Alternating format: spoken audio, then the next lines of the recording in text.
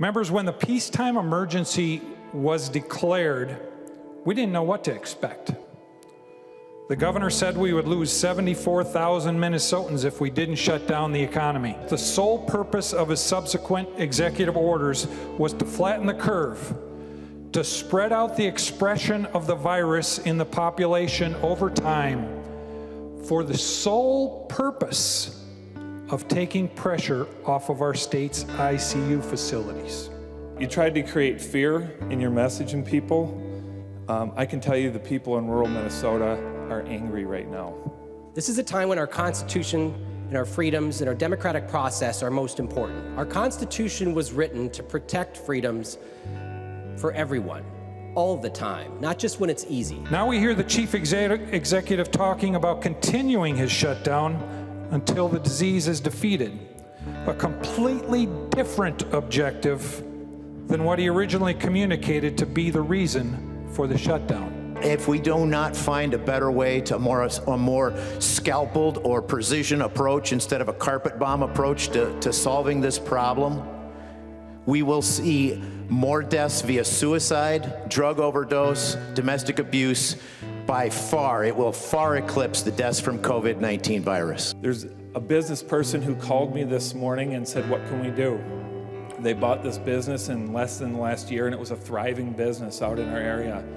And the work that they do is essential for our area.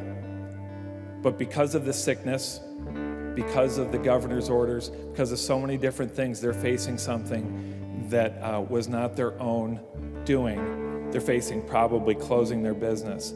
The executive orders have divided Minnesotans into essential and non-essential workers. Truth is, all Minnesota workers are essential in getting our economy going again. We're not an authoritarian government, so it's time for the legislature to take its power back. You've all heard from business owners and employees in your district who've lost everything, who are calling you and they're at wit's end.